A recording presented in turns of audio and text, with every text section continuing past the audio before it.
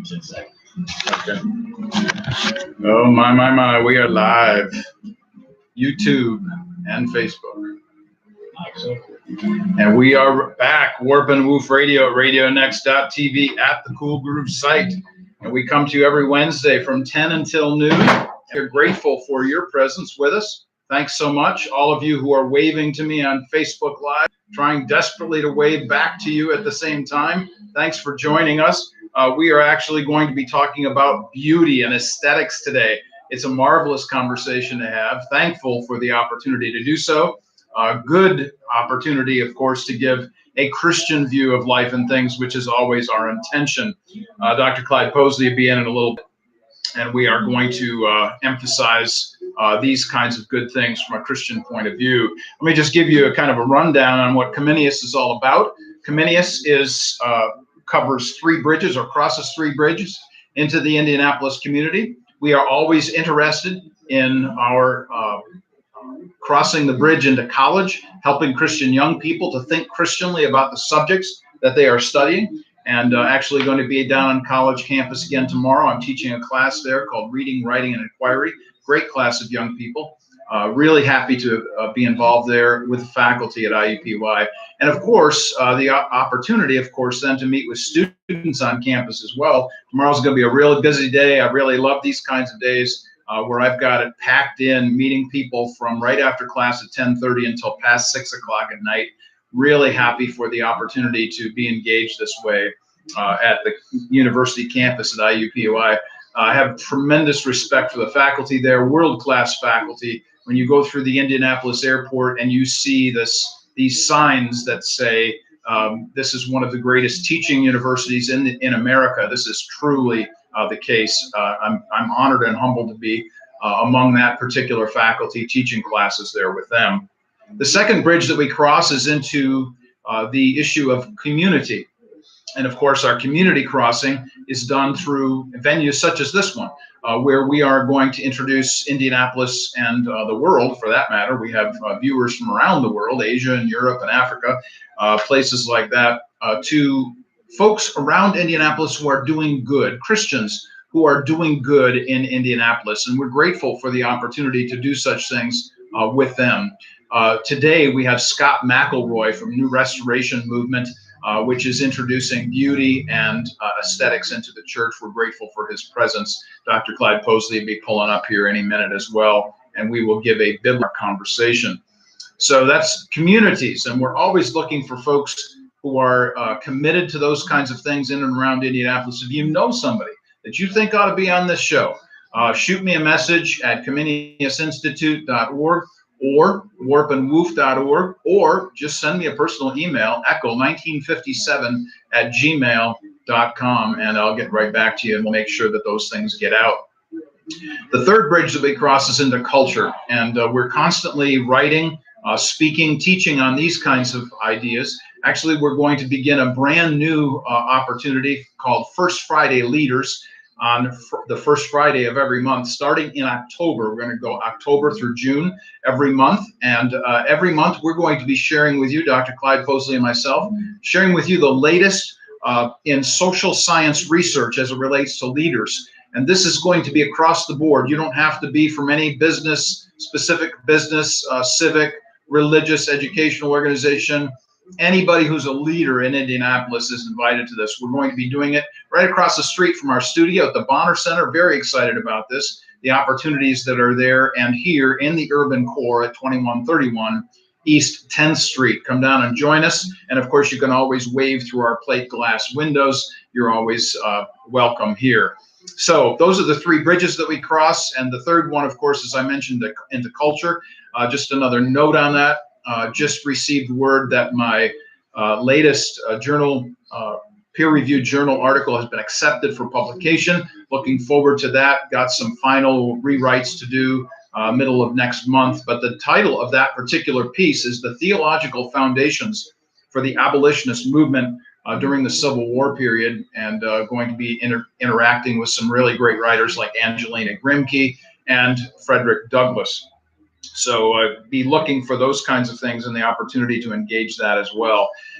Culture, something else, one more thing I'll mention about culture, and that has to do with the class that I teach on Sundays, starting the 9th of September, the Sunday after Labor Day. If anybody is all interested in joining us at Crossroads Community Church on Southeastern Parkway, just about a mile past the hospital there, just off exit 210 on I-69. You'll be happy to join us for that particular teaching. I'll be teaching an adult class there. There'll be 60, 70 folks there in that particular class. And this particular fall, I am teaching a course entitled Thoughtful Christians in Culture. That's Thoughtful Christians in Culture. And so the third bridge that Comenius crosses is into culture, and that actual title engages that particular term in it as well. We're grateful, of course, to have these opportunities. Comenius Institute serves the Indianapolis community in lots of venues, lots of ways. We're grateful for the opportunity to do this with folks here. You see our postings all the time. You see our new Truth in 2 videos that have come out since May. We just have a new one this last week. Every Tuesday, you can count on a new Truth in 2 coming out. It's a 2-minute video. If you don't like video, you can read the text. We include that as well. We're really grateful for the opportunity to do that with Josh Collingwood, one of the great tech advisors in Indianapolis. Quite frankly, I'm just thrilled that Comenius has him, because he is the one who keeps everything straight, keeps all of our websites going. He does a fantastic job. Just looked at the brand new documentary that's coming out this fall. He showed me the preview. We went through the whole thing here this last week, and it is fantastic. I'm just so thrilled to have the opportunity to introduce Indianapolis to folks around Indianapolis who are not only doing good, but are saying this is why Comenius exists. We're really grateful for the opportunity to have had that word put out. We'll be talking more about that this fall as well. Just to kind of give you a heads up about any kind of other issues as it relates to our websites, I highly recommend that you go to warpandwoof.org. That's warpandwoof.org.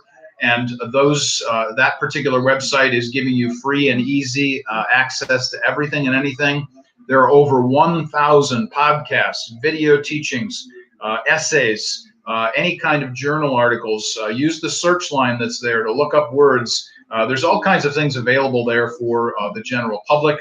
Highly encourage folks to go there. And then, of course, our own website, ComeniusInstitute.org.com, is available to everybody as well, where we have the latest of all of the things that are going on, not only on campus, at the university campus at IUPUI, but also through community connections that we have down here at the Bonner Center, and also throughout Indianapolis and the culture at large. So we're grateful for all of those of you who are joining us right now on Facebook. We're grateful for the opportunity to share this particular episode having to do with beauty and aesthetics. You don't want to miss this. We're going to be coming right back after a 1-song break, and when we do, we're going to begin our discussion about the importance of beauty and aesthetics from a decidedly Christian point of view. Warp and Woof Radio on RadioNext.tv at the Cool Groove site. We'll be right back.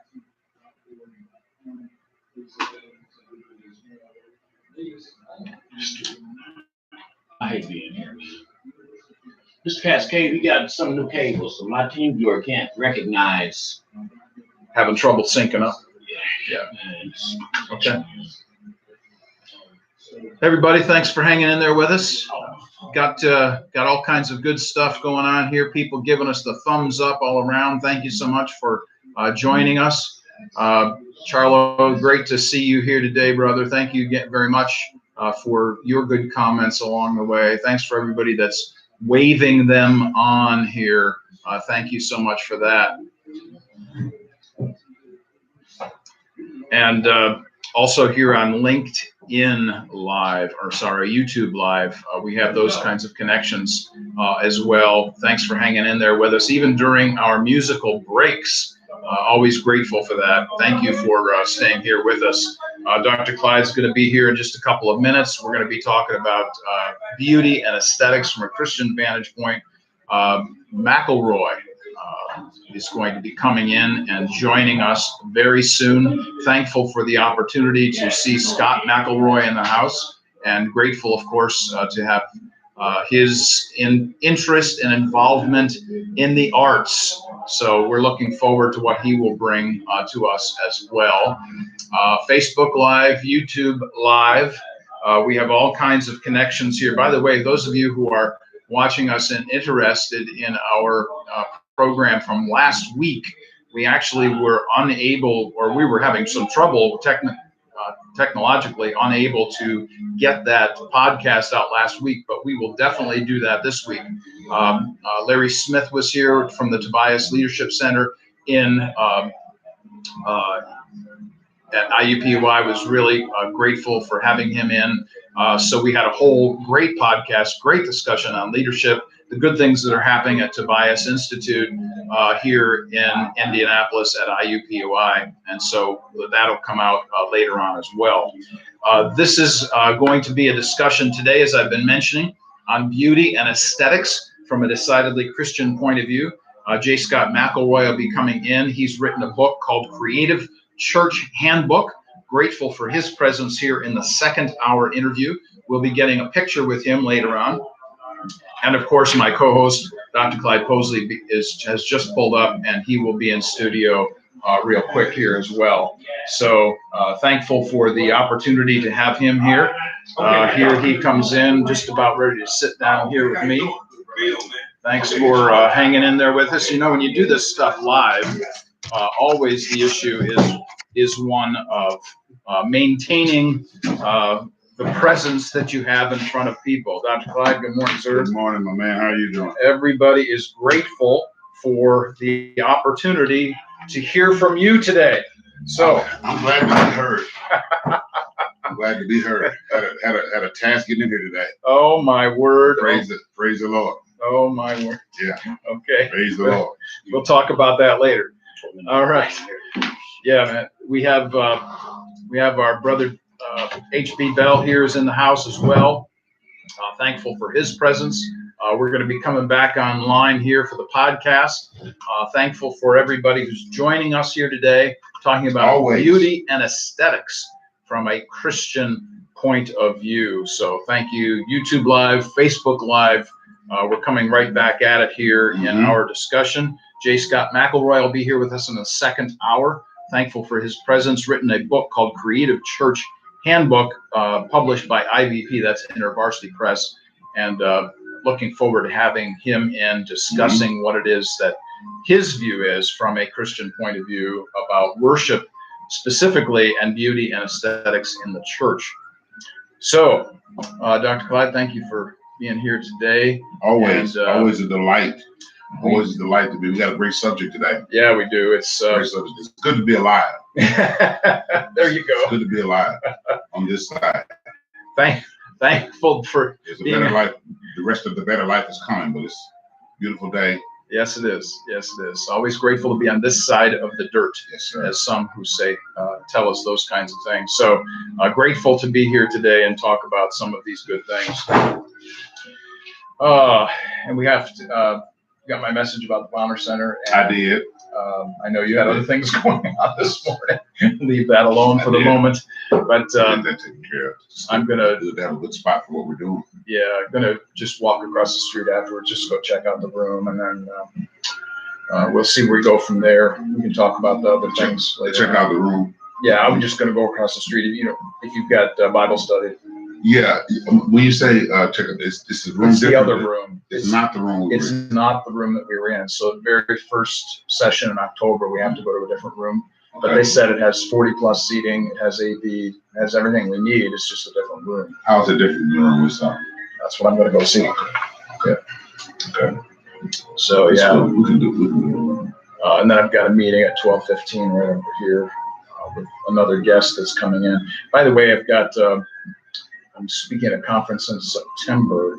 Actually, the day after the pro-life rally or meeting that we're going to. 10 seconds. Okay. So we need to talk about that too. Okay.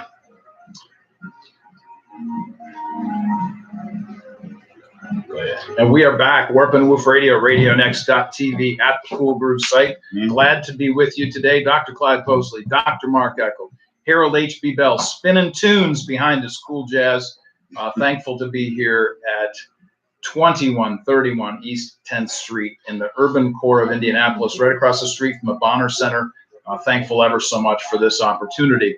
So, Dr. Clyde, we have this wonderful opportunity to talk about some really interesting things, quite frankly, things that we don't talk about enough. I don't think so. The issue of beauty and aesthetics from a Christian point of view. So when you're thinking about these kinds of ideas and you're excited about this kind of subject, why don't you tell us from your vantage point as a lecturer, as a professor, as a pastor, what is your first thought? What are your first inklings about these ideas? Well, just about how magnificent God is and how he has so shared his splendor with humanity. You know, God is the only true and living God, and he could have created the world without it being so, if you will, splendiferous, just arrayed with such in such a kaleidoscopic scheme. Man, you're throwing some big words out here today, man. What that tells us is that God himself is interested in splendor, that he prefers beauty, that he likes the look that he has created, and that how his creations are presented matters to him. And it's a big deal. He made four-footed beasts, several. We've given them. Adam has given them all names, but he made the zebra with stripes, and then the antelope with horns, and then horses of all different colors. Now we know we're talking about aesthetics today, but the greatest beauty is holiness. It's internal. We know that. We don't want our listeners to think we mean anything different. We're just talking about external and aesthetics today. So the Bible teaches us in Psalm that we should worship the Lord in the beauty of his holiness. But how God has arrayed the trees and great places like Yellowstone or National Park, or just some of the great places in Florida, the Keys, and just how beautiful they are. So the barrier reefs and the stars at night tells me that God desires his creations to have a certain splendor and magnificence to them. And each of those creations is actually, as the psalmist says, is actually praising God. Absolutely. Having a voice, as it were. Yes. And the voice is through its beauty. Right. Each individual thing's beauty. Absolutely. And so there was a narrative. God was saying something to the creation, but also through the creation. Yes. And so there's a voice, and that's deep. Yeah, it is. Go ahead. I'm sorry. No, that's okay. This concept that comes out of Scripture is very clear that if, as Jesus once said, if his disciples didn't say anything, the rocks would have to cry out. That's right. So when you stop to think about rocks speaking, you know that there's something going on, because all the rest of it's pretty clear. You've got the stars, as Dr. Posley has well suggested, the naturalistic emphasis that he's pointed out in various directions. This is a fantastic discussion because it relates to all of life and the very things that have established it from the beginning through God and his creation. There's something, I just point this out to people if you're ever interested, for those of you in the Christian school movement, and perhaps those of you outside the Christian school movement might be interested in this. I've done an awful lot of writing for Christian school venues. If you'd like to go to Curriculum Track, and that's spelled TRAK, Curriculum Track, you can go there and find some of the things that I've written there on faith learning integration, one of which has to do with fine arts. And one of the ideas that I come across there with is derivatives of the name create. And so I've said there, the Creator created creatures who creatively create from creation. I'll say that one more time for our listeners. The Creator created creatures who creatively create from creation. So we have been given the opportunity to create as well, and the Creator has given us that ability. Right. I think there is an author, Csikszentmihalyi, that talks about he is one of the forefathers of creativity studies. Now, he is not a theologian, and he is not writing. His writings are not from a perspective, a Christian perspective, but he does talk about the human mind and how intrinsically it is within us. He doesn't come out and say God did it, but it is within us to be creative. One of the things about creativity that he discusses is that everything that has been created has means to communicate with its environment. Oh, I like that. Now, just because we don't understand, you mentioned earlier, I thought about that when you mentioned that God can cause the rocks to cry out. That infers that rocks have some ability, not just that God has the power to do it, but that rocks have within them some ability to set forth. Yes. In that instance, it's God saying, I'll cause them to praise me. And so what that says is that that suggests that every creation has some means to communicate. If you look at all of and Holy Spirit just put on my heart to say this. That's one difference between humans and other creations. Other creations, like animals that live outside, they feed off of their environment. They communicate and learn to focus navigate their well-being through instinct, which is just basically hearing what the environment is saying to you, what your atmosphere is saying. Humans control the instinct, control the atmosphere. Yes. Like Jesus got off the boat, he spoke to the atmosphere. Yes. Well, birds and dogs and cats and horses, they make their decisions based on the language that they understand, from their environment. And so, getting back to my point, I think that everything, grass speaks to weeds. I think leaves speak to grass. I think the branches, the leaves tell the birds what's safe. If there are certain animals that will never go around another animal, and then there are other animals who will never try to eat a certain animal. I think all animals, all of God's creation has a language that speaks to its environment, and its environment speaks to it.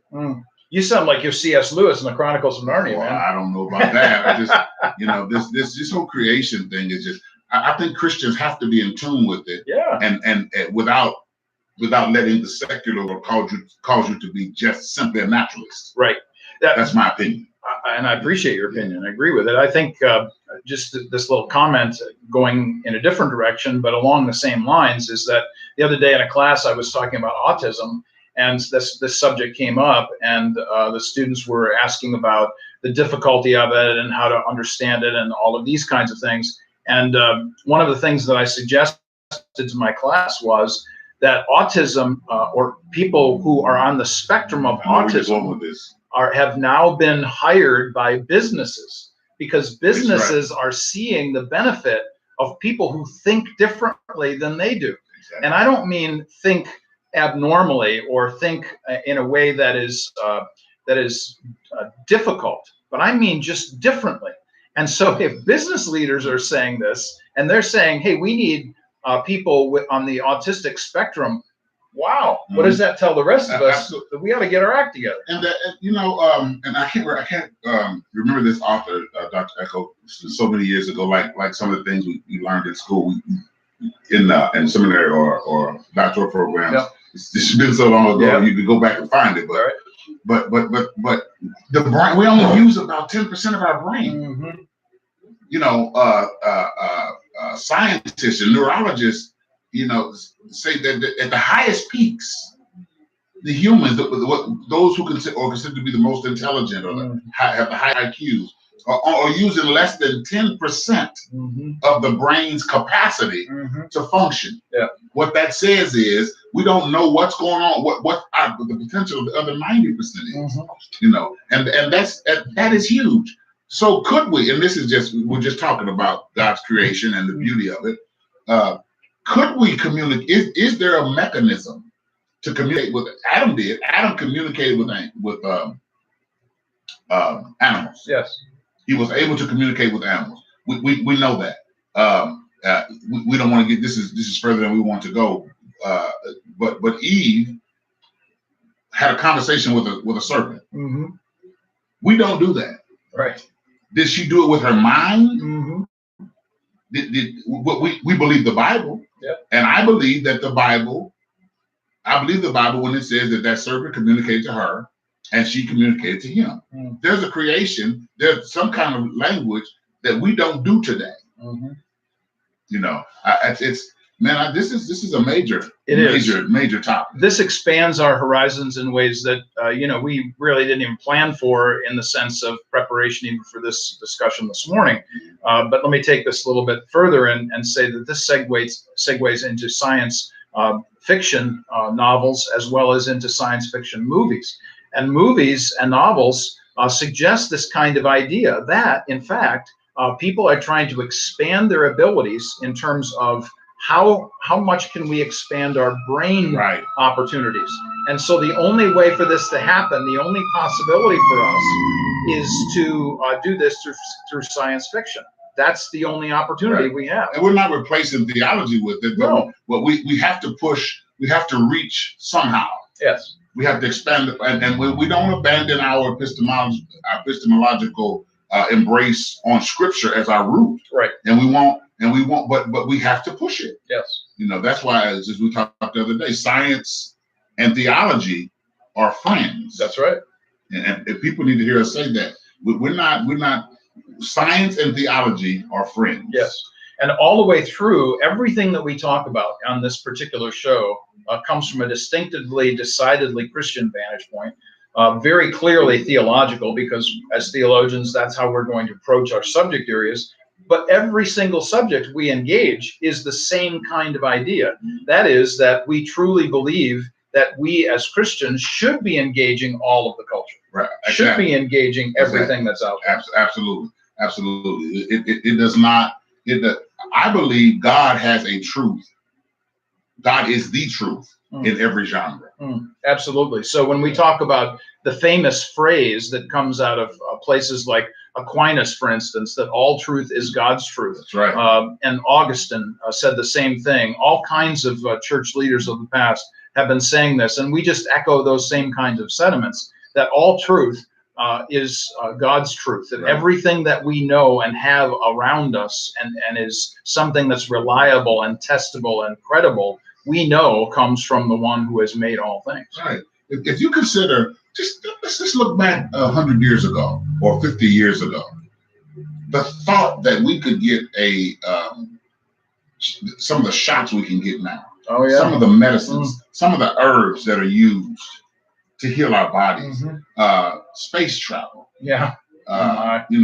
understanding the what ink can be used for from an octopus, or the benefits of plankton, or the value of the coral reef. These are all.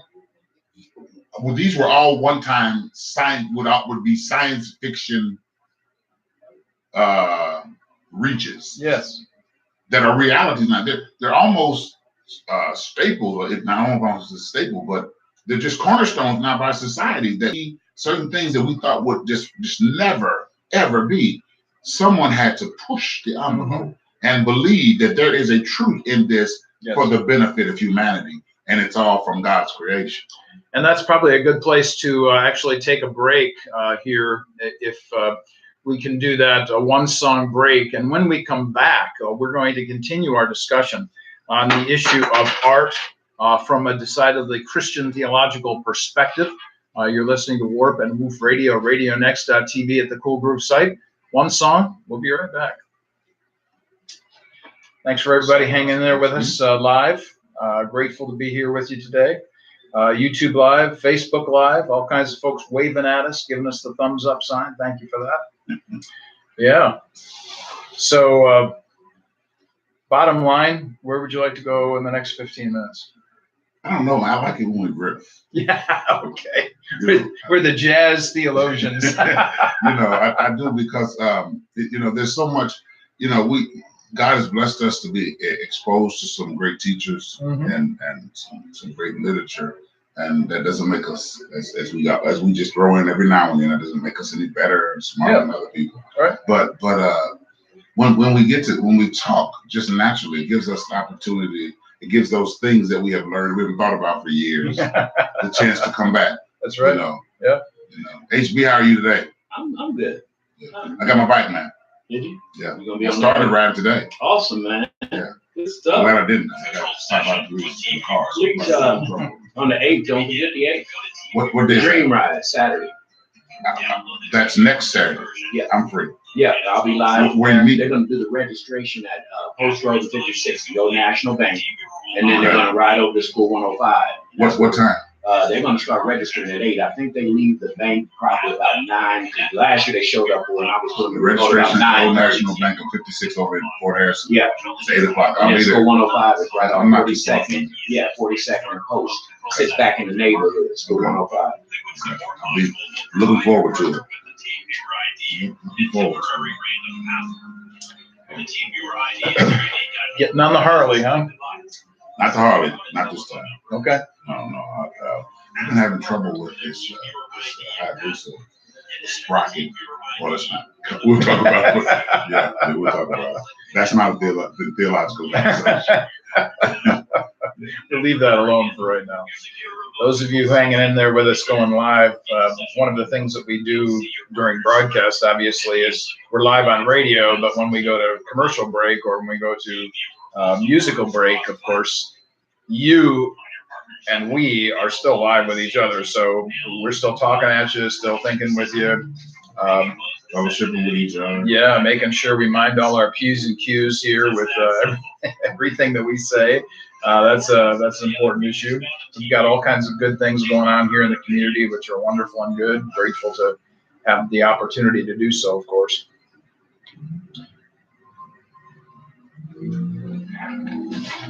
Yeah, this is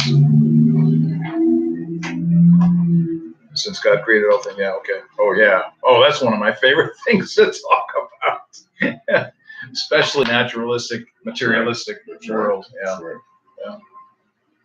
Yeah, to think that somehow, well, there was an article on the front page of WAPO today, or maybe it was on the front page of the science section, Washington Post, and it's talking about how does science understand lying, and how do we understand why people lie? Mm-hmm. Well, of course, science can't answer that because that's a huge internal question. That's a theological question. That's an ethical issue. That's a Hebrews 4. The word of God is a discerner of the intent of the heart. Yeah. Lying, or the Bible says the abundance of the heart, the mouth speaks. Science can't do that. When science can do that, yeah, we advance. Yeah, exactly. And that won't ever happen, by the way, everybody. Science won't ever be able to do those things. But Washington Post, by the way, just said that, these things have to come from within us, the ability to tell the truth and so on. And I'm reading this and I'm yelling at my computer screen, who says, from where, what's the origin, all of that. How is somebody to say that lying is wrong? If you say that telling the truth is right and that comes from within us, well, where does lying come from? Those kinds of things. So, of course, these things come back to the issue of the issue of absolute truth and the nature of man, which we are telling everybody all the time are the two twin doctrines of life that run through every single discussion that everybody has everywhere. It's fascinating, to teach in various venues. And we are back, Warp and Woof Radio, RadioNext.tv at the Cool Groove site. And we come to you every Wednesday from 10 until noon at the urban core of Indianapolis, 2131 East 10th Street, right across the street from the Bonner Center. Dr. Clyde Posley, Dr. Mark Eckel, we're really glad to be with you here today. And in this next 15 minutes or so, before our guest comes in, J. Scott McElroy comes in to discuss creativity in the church and his view of aesthetics, we want to deal with something that, quite frankly, not many people actually talk about. And that is that if God created all things, there is no such thing as a brute fact. So let's, as Dr. Clyde said earlier, let's riff on that. From your vantage point, when you think about the fact that there are no brute facts if God had created all things, where do you go with that? Well, it weakens. First of all, it weakens any other argument that there is a truth that is sustainable apart from God.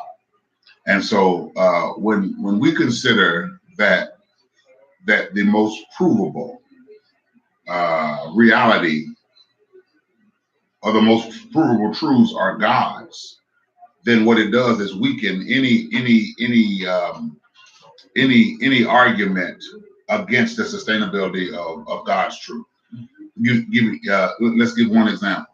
We can botanists can say whatever they would like about the origin of a flower, or scientists can talk about carbon rings all they would like. God alone and his creations are the only proof, has his own proof, shall I say, of his own truth. But every botanist or every scientist that has any other theory has to rely on God's creation to prove his or her theory, which takes us back to the reality that God's proof and evidence was here to prove his truth before. Absolutely. I'm tracking right there with you. So the bottom line is you cannot practice the scientific method, which everybody knows begins with observation. You cannot start observation, first of all, unless you have an ordered universe, because you have a consistency that's resident, embedded within the universe itself. And then you have to go back and ask the question, well, where did order come from? And of course, we understand from a Christian point of view that the order comes from the orderly creator of the universe. And that's where everything comes from. Right. You cannot, which destroys the Darwinian concept in my mind. Yes. If you kick out intelligent design, if you kick out the fact that God, not just a smart existence, but God created everything. First of all, you can't do that. But secondly, if you try and defend any argument against creation, against the biblical creation, if you try to destroy any argument against the biblical archaeology, you don't have external evidence, in my opinion, to fight the evidence that God has. And so in any argument, if you and I were lawyers, for example, and you're defending one case and I'm defending another, you can't, it's not a strong argument to try to use my evidence against you. You need to have evidence of your own that refutes what I'm saying. That's a winning argument. No archaeologist, not in history, no history. Carl Ball said the same thing. He's a creationist. No anthropologist in history has created or found any evidence that can refute the evidence that of what the Bible says about God and creation. The issue, that's a major statement. Yeah, it is. When you stop to think about the kinds of things that people are saying around us today, we understand that you come at all of what you come at from a decidedly assumption point of view. You actually believe things going into any kind of argument or any kind of dialogue with anybody. And so I think it's important that everybody just be honest about that, because we're actually coming at this from a decidedly Christian point of view, thinking about these things from a theological vantage point. So when you think, let's say, for instance, let's just take some examples of this. When we talk about color or musical notes or words, all of these things have their essence, their origin in the creation, the fact that there's harmony or the opportunity for wholeness or any kind of interconnection in terms of consciousness. All of these ideas, if you just take consciousness for a moment, if you take consciousness or believe that people are conscious, that is able to interact in the reality of this world, where did that come from? And the ultimate issue that we face as people in this world is origins and ends. Origins tell us where we come from, ends tell us where we're going to. And those two things, origins and ends, tell us how to live now. We know where we're going to. If we think that there's a judgment after this life, it might behoove us that we actually live life in a certain way. And if there's an origin to this life, that is that there's a truth out there outside of us. Wow, we might actually have an authority above us. Absolutely. And God, in my view, was speaking to Job about the very thing you're talking about. Yes. But he also gave us something to expand upon later when he asked Job this simple question. Where were you? Yes, that's right. Where were you when I set stars in motion? I'm paraphrasing. When I hewn out the mountains, when I, created the seas, where were you? He's talking to the most righteous man on earth at the time. And so indirectly, he's telling the man who understands God better than any human alive, that even with all of your personal holiness, knowledge of me should still guide you above your own understanding of righteousness. Go ahead. Yeah, no, that's a fantastic idea. And of course, going back to the book of Job is a great place to go in terms of the authority of creation. It always fascinates me, when people talk about the issue of Job and we bring him into the discussion, because the real interest there throughout the interaction between Job and God is that Job asks one question. He says, God, why has this happened to me? And God's response is 68 questions in Hebrew. 68 questions. So Job asks one question and he gets 68 back. And I can't imagine being under the pummeling of the questioning that would be coming directly from God. Yes. So, and all of the questions, by the way, have to do with creation. Right. Hey, if you don't understand what's going on right around you, how in the world do you think you're going to understand me? That's major. That's major. That was God's response to Job's suffering and desire to know why he was going through what he was going through. God brings up the discussion of his preeminence and that I've never thought about that from that perspective. When we think about the issue of Job too, just something else, kind of like a sidebar in a conversation or in an article someplace. Many Old Testament scholars believe that Job is the oldest book written. That is the first book before Genesis. And if that's true, and I find this an absolutely fascinating idea, if it's true that Job is the oldest book, then God gets out of the way the most difficult question in life, and that is, why do bad things happen to good people? That's right. And if that's the case, then God addresses that issue right up front. First of all, he says, by asking questions, look, you're never going to know, because that's outside your pay grade or way above it. And secondly, if you can't fully comprehend creation, why in the world do you think you're going to comprehend the purpose and manifestation of God's providence in the world? Right. There's just so many avenues in that statement you just made. You spoke, I believe that's one of the reasons why it's so hard for some people to come to Christ, because they're still struggling with the creation story. Yes, that's right. Yeah, you're still struggling with the creation story, you're going to struggle with the original sin. Right. And so we were having a discussion, a couple of us around the table the other day, a friend of mine, and as we were having this discussion, one of the points of issue was the issue of origins. And I said to my friend, look, I know that you and I disagree about the issues of origins, and I get that, but what happens is that we both agree on the consequences. That is the good behavior that we expect of people after that. And of course, from a Christian vantage point, we understand that the only real way that you can say that anything is good is if you have a source for that good, and that source has to come from outside of humanity. That's right. So those kinds of issues, I think, are huge for us. And so when we talk about the issue of beauty and aesthetics, this can take us in so many different directions. The beauty of ethics, for instance. How can ethics be beautiful?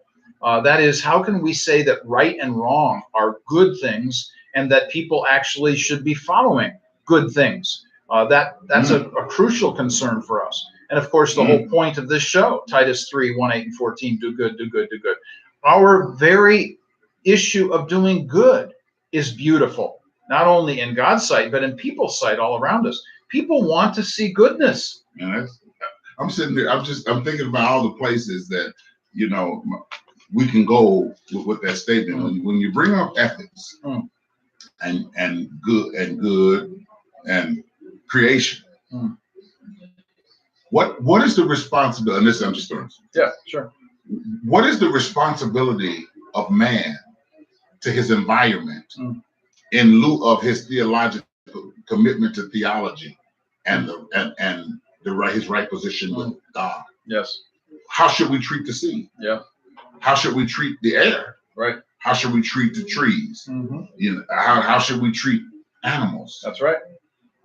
And so there's the whole that's a major subject because I would dare say that humanistic perspectives control that thinking more than theological perspectives. And that's, frankly unfortunate because the Christians ought to be on the front edge of all of these kinds of discussion points. Exactly. Let's go back once again to Genesis because Genesis is important here. Go back to Genesis 2:9, for instance, where God says that I have made the trees good for food, but also pleasing to the eye. So the idea that food is a utility, that is, we of necessity need to eat, but food is also beautiful. Right. Beautiful. And that's a crucial. That's right. Yes. So when we go out to eat, for instance, and somebody plates the food in such a way that makes it attractive to us to eat, that is even a reflection of how the food itself can be made beautiful so as to be attractive even to our eating of it. So even these kinds of issues, as Dr. Clyde and I are discussing, issues of the creation, or many people refer to it as the environment, trees and animals. Creation stewardship is what we've gotten into discussion about. Creation stewardship. Yes. And as you have said, the church, the body of Christ, the believers should be on the front edge leading the march as to what we can do to best steward God's creation. Yeah. So last week we had Larry Smith on, for instance, from the Tobias Leadership Center. And one of the many things we discussed, that podcast will be coming out here in the next couple of days. One of the many things we discussed was how many different fellows they have coming into this program from around the world, actually. And they all do so many different kinds of things. So you've got people there, for instance, that want to make the world a beautiful place that is environmentally friendly. Now, of course, we know that the only place that can really happen from a political, cultural point of view is in a free society. Only free societies actually care about these things. If you're in a totalitarian society, the only thing that totalitarian societies really care about is their Potemkin villages. Sorry, that's a political reference to the old Soviet Union and their ability to make things look really nice, put up a nice facade so that people think that things are well, but indeed behind the facade, things are really bad. Nonetheless, the whole point of our discussion here has to do with issues of how does creation demonstrate the beauty of God around us. And we're concerned about that. We are concerned, and we better be, because God has tied us together with our environment, with all of creation. And so that means God wants us to continue to not only subdue the earth, but he wants us to continue to be blessed. And it's interesting, just to switch gears a second, how a beautiful day and beautiful trees and blue oceans and all of these aesthetics are things that we as humans run to feel better. Have you noticed that? Wow, yeah, that's a great point. When you want to be romantic with your wife or with your girlfriend, you go on a nice picnic out in the beautiful atmosphere. When you want to relax, you go to the beach around beautiful water. When you want to cool off and relax, and another way, you get in a pool. All of these things that God has created, we better make sure that we keep ourselves in a position to be great stewards of these creations, not only because it's right, but it speaks to our mental health, and our emotional calming. That's a fascinating idea. You're right. Off air, for those of you listening live on radio, Dr. Clyde and I were talking about what should we handle in the second part of our discussion here this morning. And Dr. Posley said, I just like it when we riff. And we have riffed in ways that we really didn't even plan on. Yeah, I mean, this is huge. I mean, if you think of a great vacation spot, for again, we go to vacation spots to relax, ease our minds. Florida comes to mind, and they just had a vote last night, and one of the commercials on one of the stations was about the coastline being polluted very bad, and it's changing some of the water of the coastline to a different color. I don't want to get into why they said that. That's irrelevant. The point is, so we have one of our greatest vacation spots becoming less of a beautiful vacation spot. That doesn't make me feel good. When I heard that, I'm like, no, I like Florida. I love going to Florida. We have to be God gave us He created these beautiful spots and gave them to us. We have to be very mindful that we don't destroy things that give us comfort, because we don't want to become a society that runs out of godly comforts. And I'll tell you what, whoever is elected to governorship here in Florida, better be hearing Dr. Clyde Posley's words here. This is an important idea. We're going to take a commercial break. In fact, 2 song break. We're going to get some pictures taken here from J. Scott McElroy, who just entered our studio, with Dr. Clyde Posley and myself, H.B. Bell, of course, running sound and producing for us, and all of the good music and things that come out of cool jazz. But when we come back, J. Scott McElroy will be with us, be discussing aesthetics and beauty from a decidedly Christian point of view in the church, and the emphasis that he brings to the new restoration movement and all the good work that he's doing in and around Indianapolis, as well as throughout the world. You're listening to Warp and Woof Radio, RadioNext.tv at the Cool Groove site. We'll be right back. All right, those of you live Facebook, those of you live YouTube, we will be back. We're going to go get a picture with our radio guest, and we'll be back in a few minutes. Hang in there with us. This cat sabotaging my stuff. Something about this cat. We'll be back. In 7 years, ain't had this much drama ever. The captain learned to play cables out there. Team viewer, none of my stuff is sent out.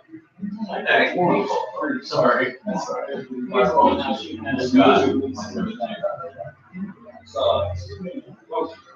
I'm sorry. So, Scott, you want to be called Scott, right? Usually. Oh, okay. Usually. Scott.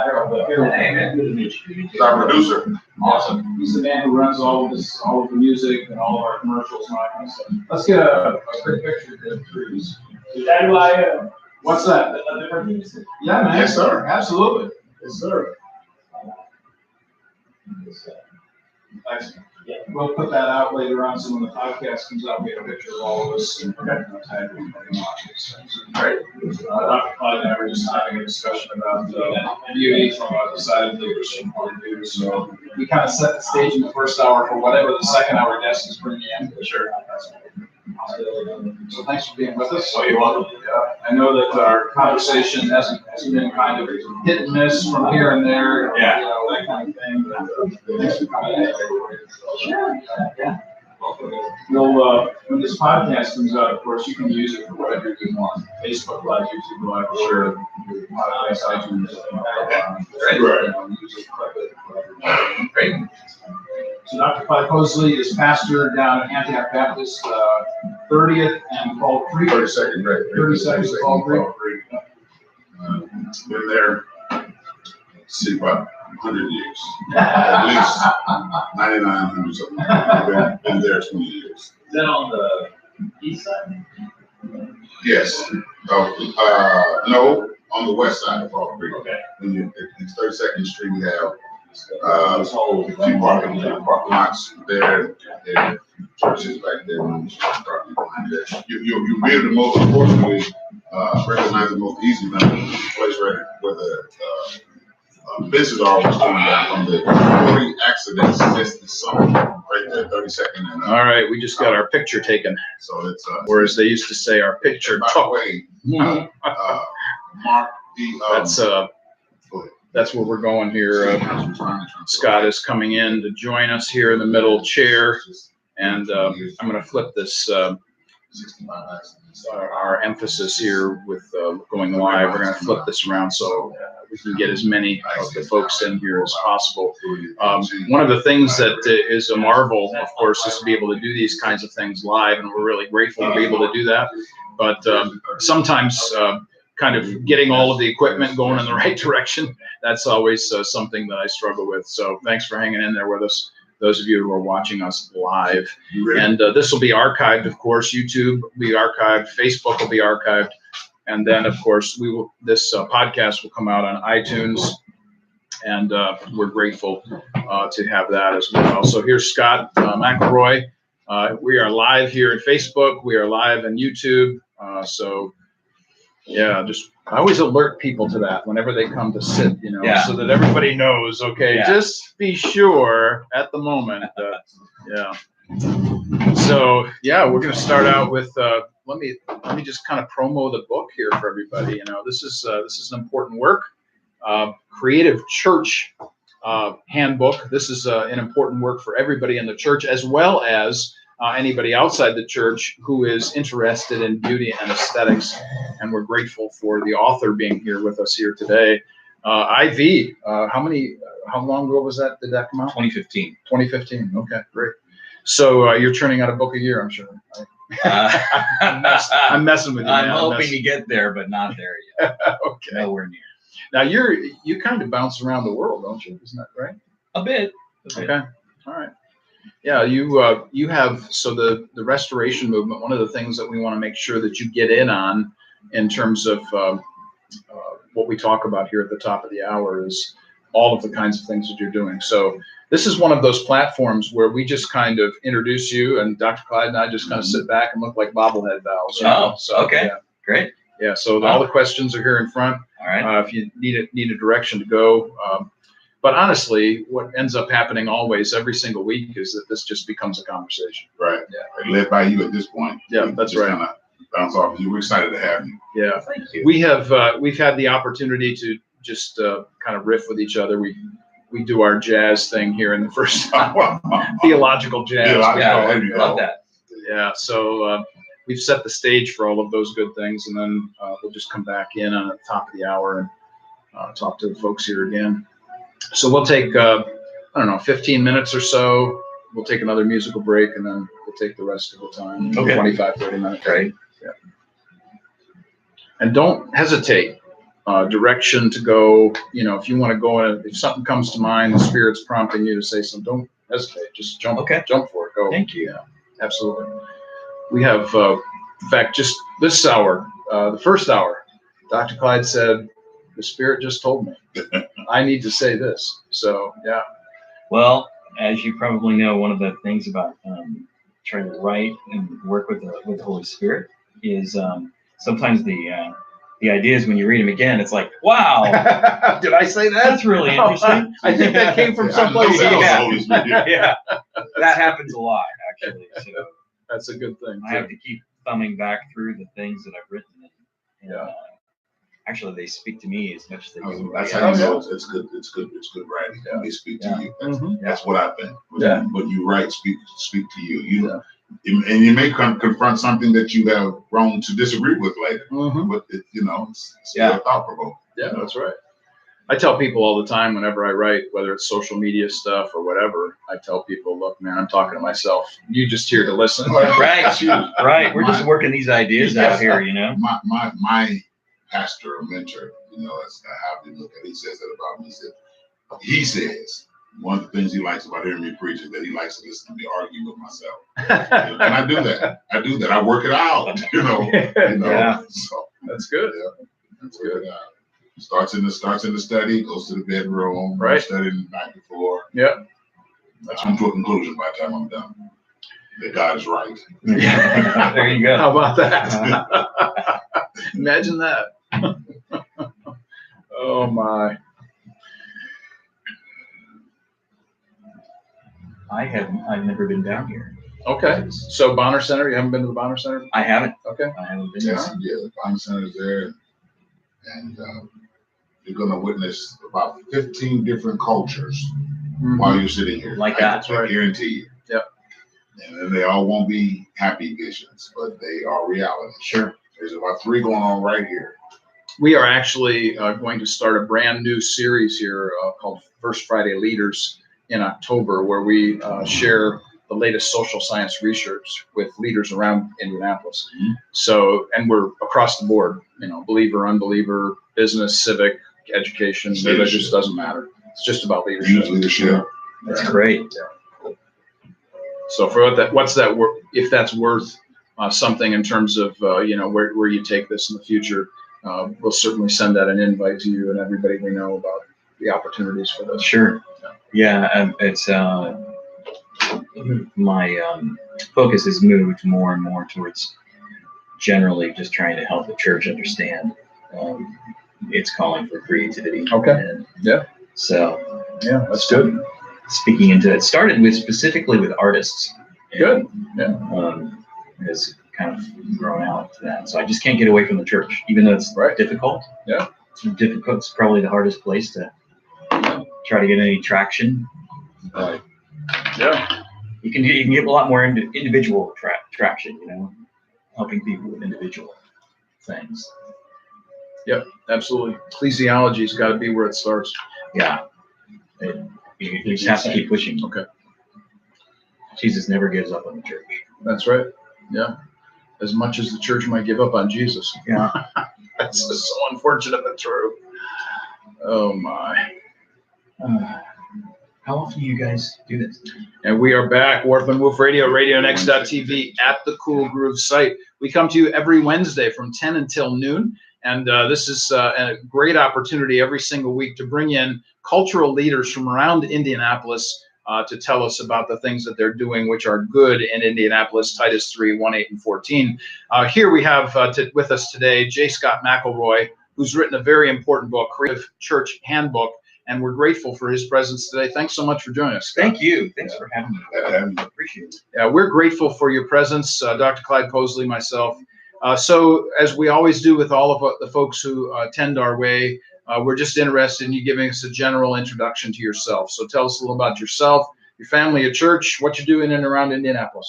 Well, I've been here most of my life, lived in Chicago for about 5 years, but spent most of my professional career in radio. So worked for Emmons Communications for 20 years and been a Christian since I was 9 years old. So it was a long time. Got saved through the ministry of Campus Crusade, which is now Cru.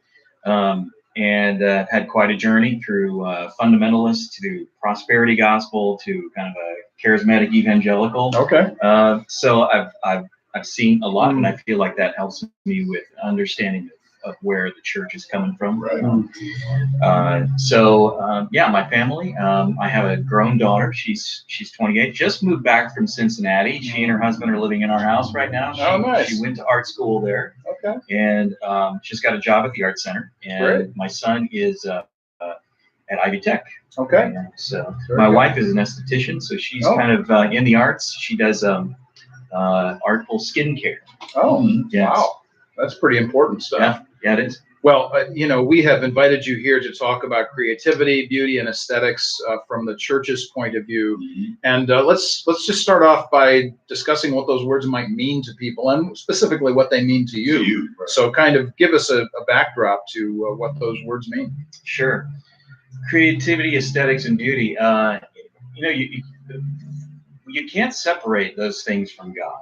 And I think the church over time has often tried to control the mystery and sometimes the beauty of God, especially with the Protestant Reformation and kind of where that took us in certain ways. A lot of ways correct, but in certain ways disconnecting from the mystery and the beauty and the aesthetics. So what I think God is doing right now and has been doing for a while is bringing those things back into the church. We went through a long period of time where I think maybe in the 60s through probably the 80s, there was a real theology of Jesus is coming back at any moment, and therefore we must get as many people saved as we can. And there wasn't a holistic approach. So beauty and creativity and things like that really didn't have a place in the church because it was so urgent, that Jesus was coming back. I lived through that time. I made decisions and choices based on that, of not doing things and doing other things. But I think we're coming back to it, and Jesus is still coming back at any point. But I think we're coming back to a point where we can live as whole people and enjoy all the things that God has done in this world to show himself. And one of the biggest things is how creative he is. And it's even what we could term as wasteful creativity. You look at the Hubble telescope, what that has discovered for us in the last 20 years, the gas and dust out there that is so beautiful, but has no purpose except just to entertain God and us now. So that should give us a cue, You know, Mhm. I mean, he didn't make the clouds so that they write John 3:16 every day Right. at 2:15. You know, he made them so that they change constantly, and we Uh-huh. wonder at them, and we say, I can't fully understand this, but I know this is reflecting God, Mm. instead of it being something totally utilitarian. So Yeah. I think it's important for us to understand these things that He's given us to enjoy, and start embracing them more in the church. Mhm. We had discussed in the first hour this issue of Genesis 2:9, that God made the food good food, or the trees good for food, but also pleasing to the eye. And one of the things, of course, that's lost on the church is this very issue. And I just wanted to pick up on your comment about the Reformation. And I think Dr. Clyde and I would fully agree with this, that one of the things that's really lost on Protestants is beauty and creativity. And quite frankly, when we stop to think about what the Catholic Church brings to creativity and beauty, based on transcendence, when you go to Notre Dame, for instance, or you see any great old Catholic church here in Indianapolis or any place, you see all of the directions pointing up, all of the spires, all of the flying buttresses are pointing up. I just like saying the phrase "flying buttresses," by the way, just so you know. But anyway, nonetheless, this is an important idea, that we get the transcendence right. Uh-huh. So when we talk about the issues for the Protestant church, where do you see the things that really need to change from your vantage point in the church today, evangelical Protestantism? Yeah, I think since architecture is still an important thing, but it's become more expensive and not as much a part of a church's vision as it was years ago, especially for the Protestant church. I think we need to start where we are, which is with our people, Okay.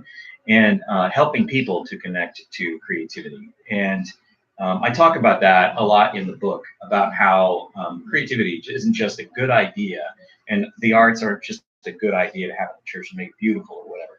They connect it ourselves, even the average person who doesn't think that they're creative. They connect us with God and who God made us to be. So I think we start with just the average person in congregation discover their creativity and discover how they can collaborate with God. By discovering their creativity, I don't mean how they can make things out of clay or crafts or something like that. I mean with God in their daily life creatively, by just simply saying, God, what are you wanting me to do in this situation?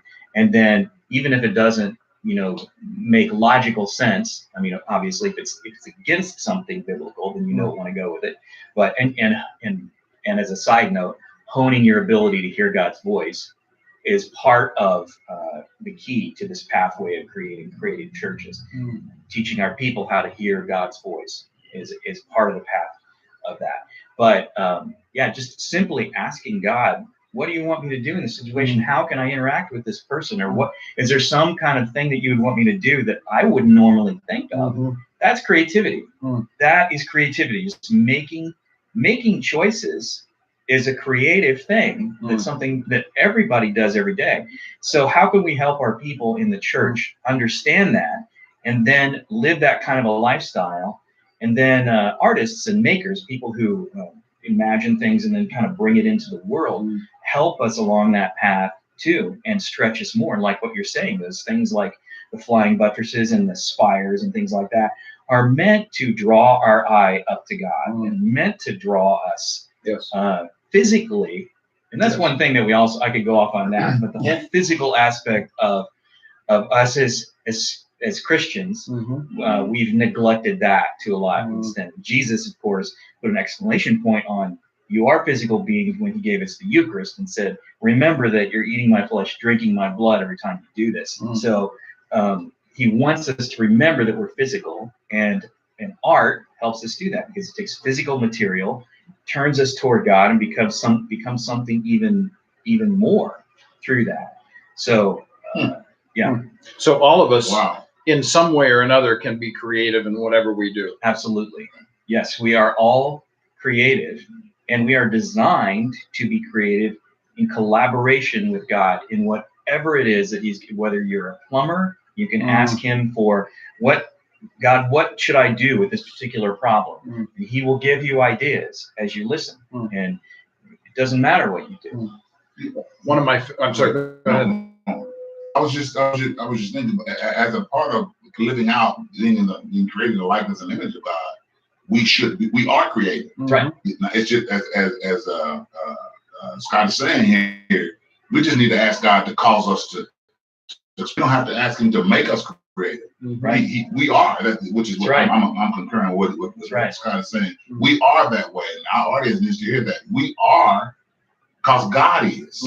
That's right. Yeah. That's right. It runs in the blood. It happens absolutely. I was thinking as he was talking, as Scott was talking, about how self-centered is the term I want to use. We have become as the body of Christ. Even in how we make our temples now, our churches. You brought up, I'll let you use the term, but you brought up how churches, how cathedrals have been made historically to focus and point toward God. You started that conversation, Scott, by explaining that God has created some things, just spectacles, designed to cause us to wonder at the creativity and power of God. Yes. Churches today, by and large, you gentlemen will probably, consider this to be a fact, are made more people focused to comfort the people, to make the people comfortable. And God is the God of all comfort. All comfort means even He wants us comfort in the sanctuary. But I can't help but to believe that the somewhat falling away in the body of Christ could be connected to how we have started to erect places of worship that are more about people's comfort than God's praise. Yes. Think about that. Yeah.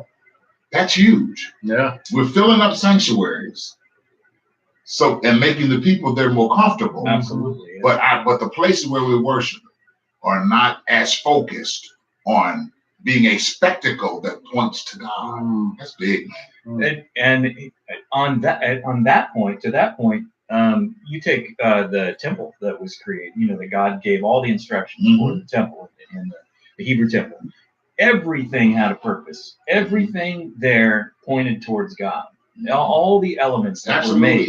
Even material. Yeah, when people walked into that place, it was giving them a theology lesson every time about exactly. And actually, if you look at the world, if you look at it from the right perspective, we're always getting a theology lesson from God. But we can make our churches, more intentional with those theology. If lessons. we seek first the kingdom or God, yes, and what we want, He'll add. Yes. Just quick note, don't give me Scott, what you have to say is fascinating. Very quickly, I was in Chicago one time preaching at a church, and there's a Baptist church that had been bought from a Hebrew congregation, so it was laced in blue, and I've never seen a tapestry like that. And to your point of the theology lesson, so they took me on a tour when I got done preaching. The church had specific number of seats relative to the number of the tribes of Israel. The church had colors and the jewels of the ephod in the walls, right? And the whole, and it was a great. I think I was there to learn that. The sermon was okay. The sermon was okay, but it was a powerful thing for me. Yeah. Well, that that's part of the Reformation was that the Catholic Church held tradition very highly and symbolism and things like that, and not the word so highly. So the Protestants obviously were hey, we're going to be word based, and so all this other stuff, we don't need that. Interestingly, we don't have a lot of connections with the Orthodox Church here in Indianapolis. There's just not a whole lot going on, and it's a smaller group of folks, but they never had a disconnection from those kinds of things, and their theology is taught through what is going on in their ritual, and they feel like that's just as strong as anything else. So it's very, very interesting to look at what than what they've done. Mm-hmm. Ritual itself can be testimony to artistic abilities. Yes. And again, to Dr. Clyde's point, pointers of transcendence. That's really powerful and important for us. So tell us a little bit about your book, because we want to make sure to give a shout out to your book and to InterVarsity Press and the good work that this is doing for folks in the church. Sure. The book is a Creative Church Handbook, Releasing the Power of the Arts in Your Congregation. And this really came out of my first book was about connecting artists. It's called Finding Divine Inspiration, connecting artists with God and helping them hear God's voice. But as I got into that, helping artists hear God's voice and anyone hear God's voice, it just became clear that we had to be doing this at the church. And so that was the next step. And I say in the book that, I've been dealing with this for a while and talking to pastors and leaders about the importance of this. And sometimes it's just like you get a glazed over look. It's like, well, and they're going, okay, well, I don't know where this fits because I don't have time for I don't have time for art. I got to get people saved. Right. I got a service I got to do every Sunday, or 3 services or 5 services. That's right. So it's been hard to register, that hey, this is really important. And I was getting actually low after I was writing this book about, I just don't know what the argument is, that I tell these people. And I felt like he spoke to me one time during a retreat and whispered to me that, what if the arts and creativity and beauty are essential for the maturity of the body of Christ? And I started thinking about that and asking other people about it, asking creative leaders about it, and it really resonated. So I started exploring, why are they essential? And how, and so we talked about that a little bit, about how God is creative and we can't get away from him, but it also from his creativity, but also it's how he designed the church and the body of Christ, us as humans, but the body of Christ, to move forward in creativity. And it kind of overflows in the making of things. And it's our expression towards him. It's our expression of showing other people how he is, trying to help people envision how he is, these creative things that we make and that we offer in our faith journey. So that doesn't fully explain the essentialness, but it's a complex issue. But I really believe that the church of the future is going to see creativity and see the arts as a natural way of teaching and people learning about God. It's not going to be like, oh, we've got a special thing, has special dance happening this week, or a special person painting a picture, something like that. It's going to be, oh, well, it just makes sense to share this principle that God is giving us through dance or through a painting, because that's how we get it. We get it like that. Instead of a novelty, I think 50 years from now, that church historians are going to look back and see this hole of 500 years or so of a lack of aesthetic beauty and creativity in visual art in the church, and go, I don't really know what that was about. And they'll have a name for it, probably, like the colorless time or something like that. I don't know. But at some point, that will be over, and because when we get to heaven, there's going to be no lack of visual celebration and imagination. I mean, we just need to catch up with that to a certain extent. We're getting there. Every year we get a little bit closer, I think. And from what I'm seeing in doing arts ministry and trying to promote this across the country and the world, I'm seeing steps every year. 10 years ago, well, there's a big difference from what it was 10 years ago. So this is fantastic discussion with J. Scott McElroy and about his book, The Creative Church Handbook. We're going to take a 1-song break, but when we come back, this discussion is going to continue. It's going to be, as it has been since 10 o'clock this morning, on beauty and aesthetics, creativity from a decidedly Christian point of view. Dr. Clyde and I talked about the biblical vantage point in the first hour, and Scott is here with a book and about the kind of work that he's doing in the New Reformation movement. You're listening to Warp and Woof Radio at RadioNext.tv at the Cool Groove site. I want to, if you would, I'd like you to discuss what you mean by the arts. I think I have a clear understanding what you mean. Sure. But for our audience, I know I have some people who will listen, but I'm going to implement. It's been in my spirit to implement some dance, some to bring. I have a huge picture, mark picture. So I'm really into visual conversation, to and so I'd like you to talk about how some of what you're talking about. As far as I'm concerned, you're talking about something Mark and I talk about all the time: bringing the humanities back into the kingdom. The Holy Spirit spoke to my heart when you were talking about how the kingdom, how in heaven there's going to be no shortage of, and the Holy Spirit told me, "Thy kingdom come on earth as it is in heaven." Yeah, absolutely. Yeah. We need to start trying to make what we're doing look more like the kingdom. Yes. Yeah. It's one of the reasons why we want to do this First Fridays leaders emphasis, because we want to be able to say to people, look, the Christian view of life and things is not this little theological thread. It's all of life. And it includes everything in God's creation. Yes. Right? Yes. So that's what we're all about. Clyde and I are very much interdisciplinarians. We're all over the place. When we talked to you just a moment ago about riffing logically, we just do that all the time. And our interest goes from politics to culture to the arts to back again. It doesn't matter what we're talking about. Intentionally. I love that. Intentionally on the show. You are the perfect guest for us to have and kind of bring that and express that we feel that way. We are humanities people. You're a humanities person, and interdisciplinarity is a reality, whether people are ready to embrace it or not. Yeah, that's right. Exactly. If God is, as you said earlier, if God's truth is all truth, then wherever there is truth, God is in that. That's right. Yeah, just to give you an example of the kinds of differences that we have. 2 weeks ago, we had a mathematician on. So just so you know, we really ping pong around a lot of different subject areas. This is not a very narrow scope. We just kind of take it all in. Who's ever doing whatever, if you're a Christian and you're doing good in Indianapolis, we want you on the program. So that's great. And we always say to everybody, and I'll just say this to you, that if you know of other people that would like to do this, that should be on this.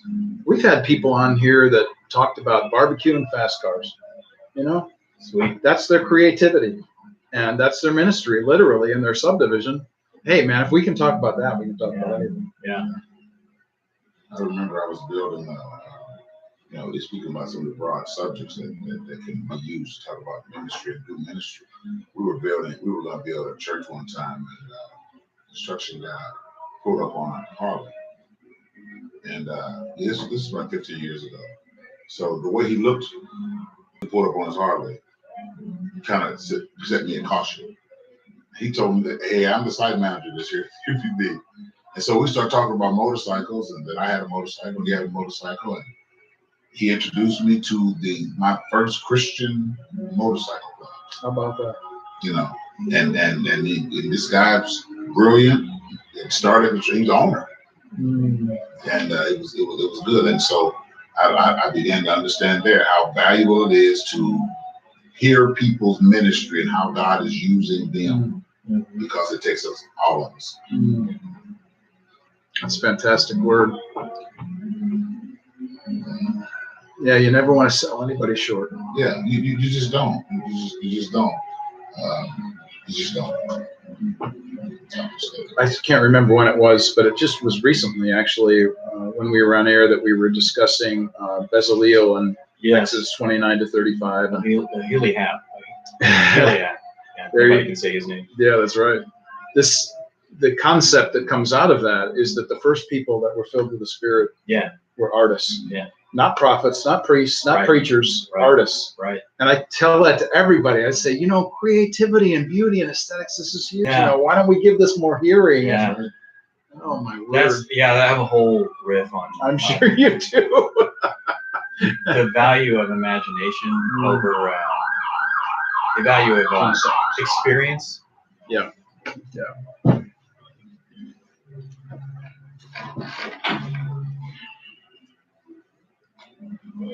And we are back, Warp and Woof Radio at RadioNext.tv at the Cool Groove site. Thanks for listening to us live. Those of you who are listening on earbuds in your offices, I know we have folks like that. Folks who are actually watching us on Facebook or YouTube, we're grateful for your presence. And those, of course, will pick us up later on iTunes.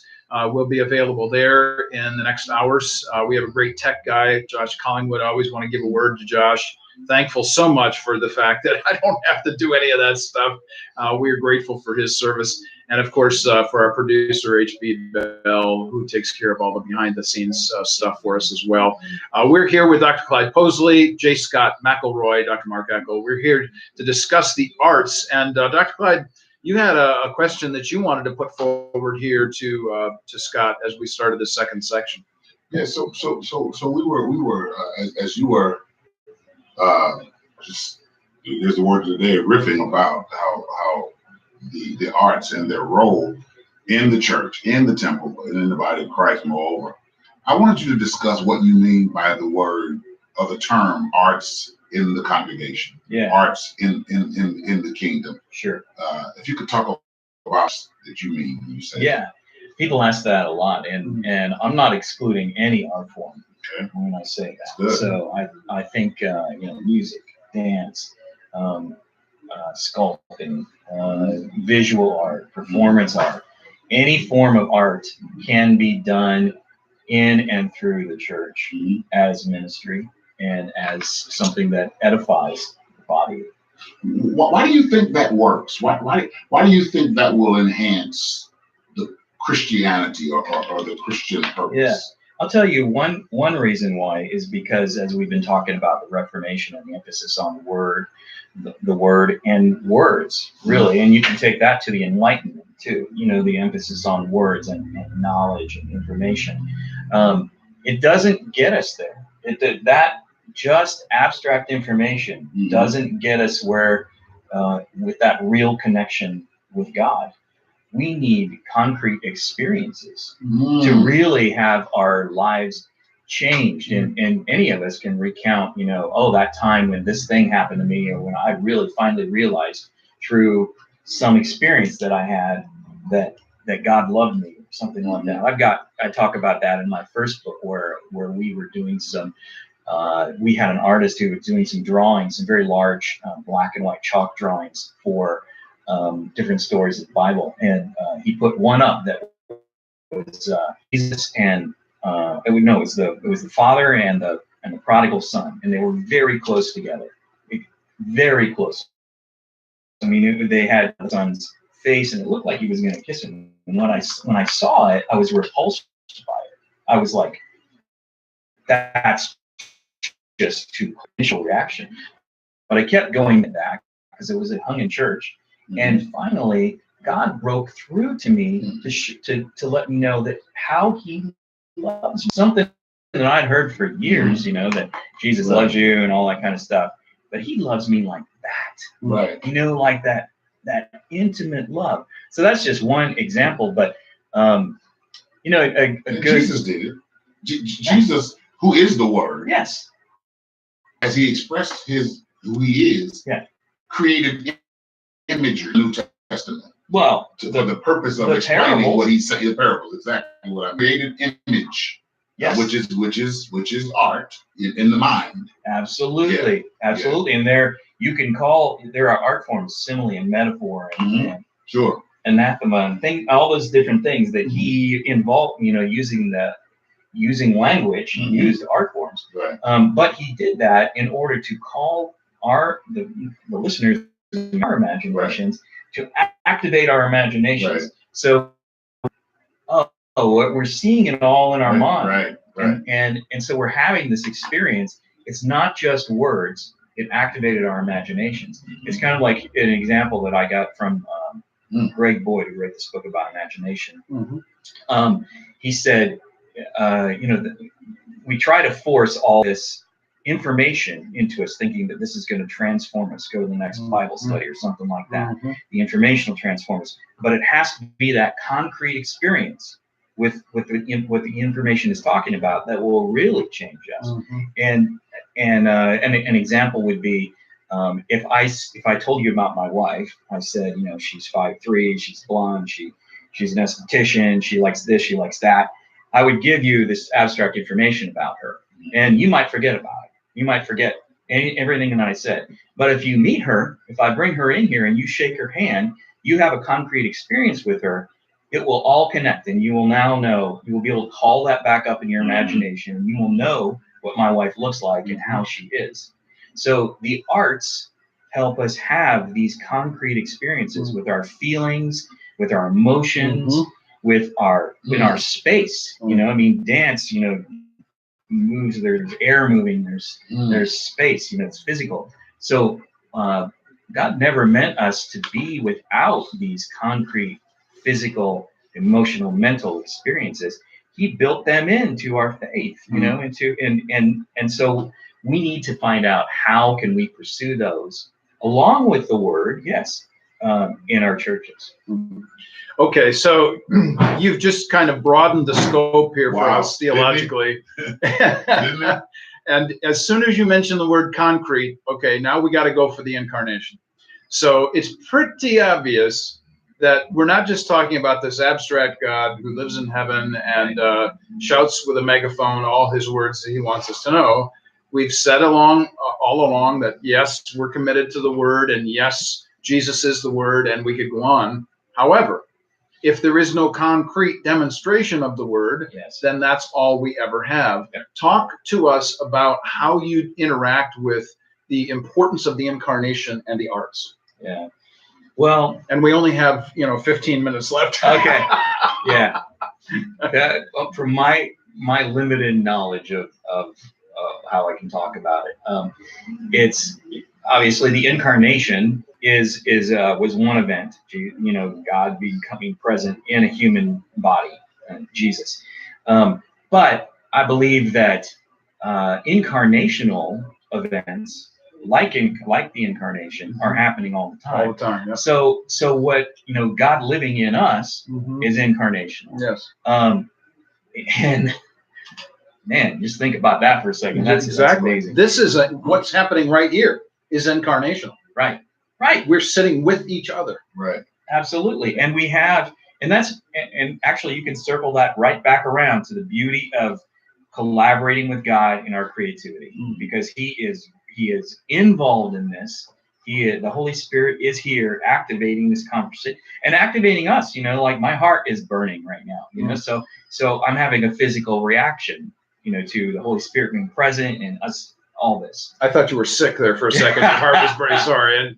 And I'm with you now.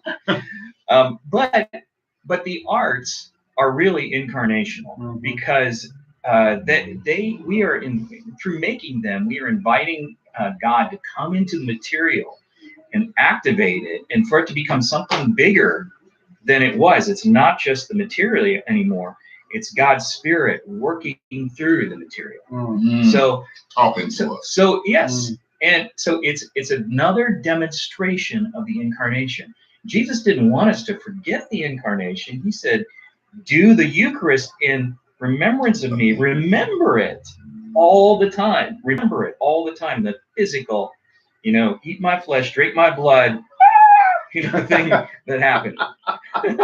So the arts are simply another way for us to remember that central point of Jesus God indwelling a human body and the incarnation. So I mean, if that to me is what points to one of the reasons why the arts and creativity are essential in the church. We need to be reminded of that constantly, that incarnational aspect of the life that we live and here on earth, and what Jesus did for us. Okay, so I've got to toss this over to Dr. Posley and say, every Sunday when you're preaching and you are creating with words, is that a manifestation of incarnational theology? I think so. Yeah. I think so. I think that the very process that Scott just talked about is the Holy Spirit reenacts every Sunday morning in every gospel preaching. There you go.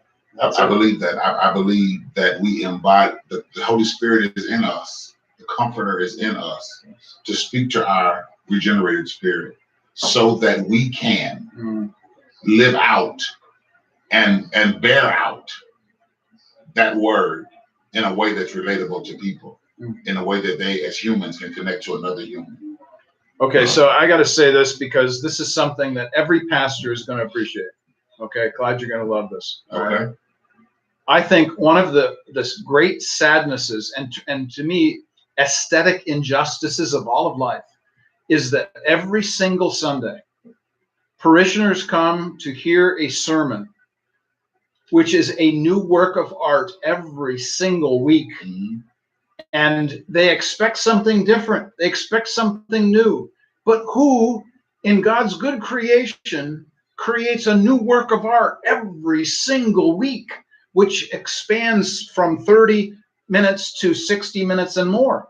I mean, I just got to give it up to all the preachers around because, you know, quite frankly, that to me is something that parishioners need to recognize, that preaching itself is a work of art. It's absolutely and it is a work of art at the hand of God, Mhm. because you have these treasures, this art, Yeah.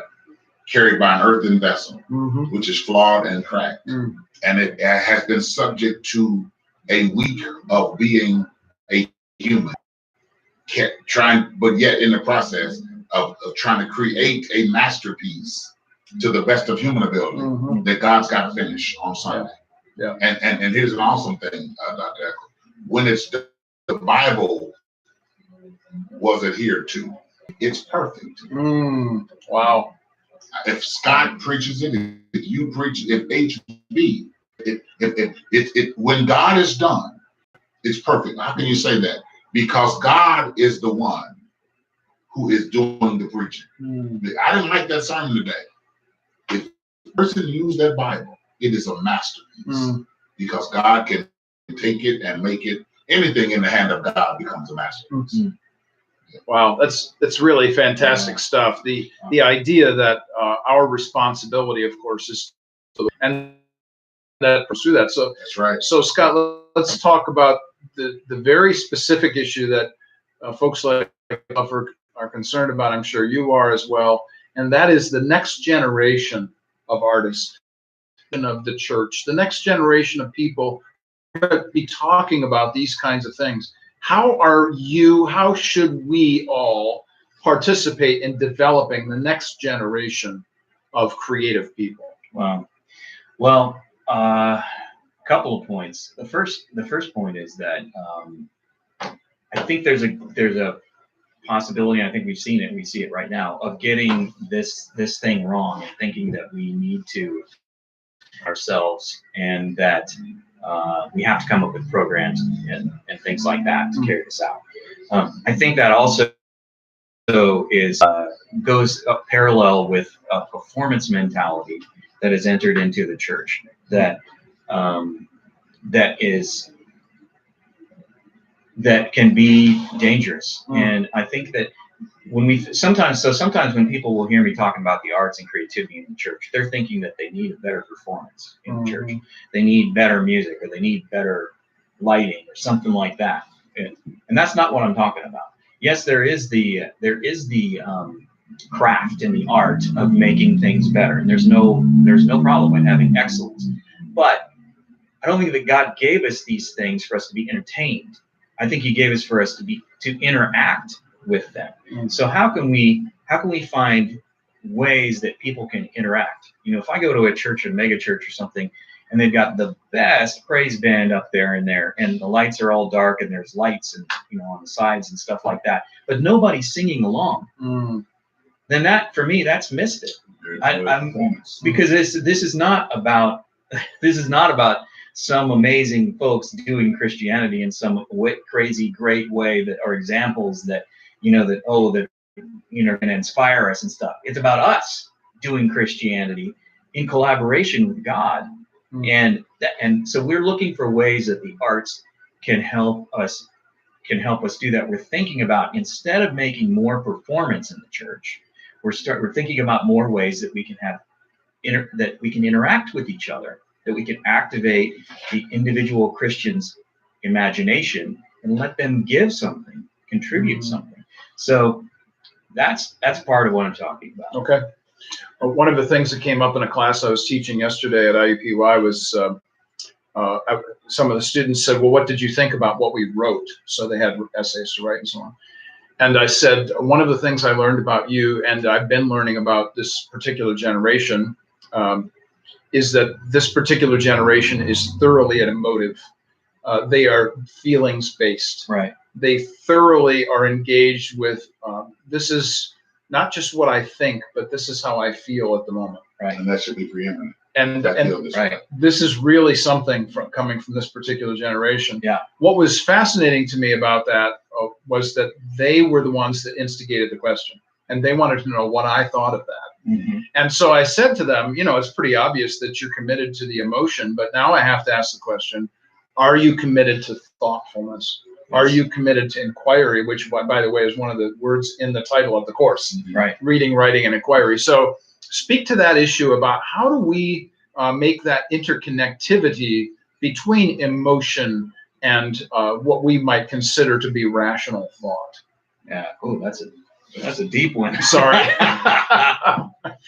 Professors, you're sitting between two professors here. That's Sorry. one of those questions you have to read it like 3 times before you can answer it properly. First, I acknowledge what you say about young folks, and if you look at how they've grown up, with Facebook and with interactive things, they're involved, in whatever in their life, or at least they feel like they are. They feel like they could register their emotions, where they are, what they're doing, who they're with, all that, all the time. And so that, for me, that's not the reason why we need to make the arts interactive in the church, but it's just that society happens to be coming along, at the same time when we're realizing that. So can you say your question one more time? Well, how is the interconnection between emotion and rational thought? And how should Christians think, not just think properly, but also emote properly and do it as best we can together? Yeah. Can we bring these things and synergize them? Yeah. I think that there's a balance there. In the Protestant church, we've negated emotion a lot. Mm-hmm. And I remember tracks, that actually Campus Crusade used to use the track. I think it was where there was there's the train and the caboose is your emotions, and it never rules things, which is true, but it also has a tendency to say, well, your emotions don't matter. Right. But the Psalms show us that yes, your emotions do matter. In fact, they can be prophetic words. And Jesus, put an exclamation point on that when he repeated some of the crazy things that David was saying in, I think, Psalm 22 on the cross. He repeated it on the cross, where David was just like expressing himself, in crazy ways. Elijah as well. Right. So our emotions are given to us for a reason, and they could be drawn out by the arts, and I think that they do have a place in our worship and in our lives. I think that rational thought. Again, I would have to read your question. Sorry, That's okay. Reminds me of my master's program. I think that I had an example, and maybe it just went away. Maybe you can ask a little bit. That's okay. So the issue, I think, for all of us is, and I think we would all agree to this, that we're whole people, and that we should be concerned about the wholeness of our person, and not just simply about pieces and parts. So your example of the track is a beautiful example, because it really does get to the issue of segmenting out pieces and parts. Yes. And we don't want to do that. We want to understand that people are suffused with not only thoughtfulness, but also emotion. Yeah. All of us is whole. If I may, along in the lines of what we're saying, we are in the throes, not just with young people, we are in the throes today of a society where media aesthetics are ruling away like never before. Right. Images, words, phrases are driving political views, and even to some degree can be said either drawing in the church or influencing the church, to the church influencing these things scripturally. Yeah. What I'd like to ask you, and I know we're pretty close to being done. What I'd like to ask you to discuss is how the church can create imaging or use arts to keep us centered on what our mission is more than anything. Yeah, that's a good question. Well, Dang it.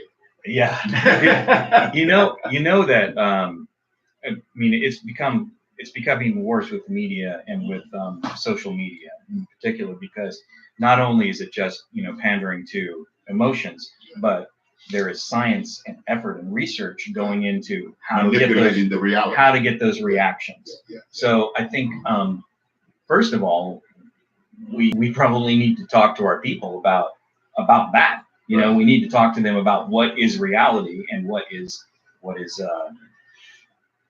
being manipulated, for financial gain in a lot of cases. But I think that we are missing some opportunities to create images that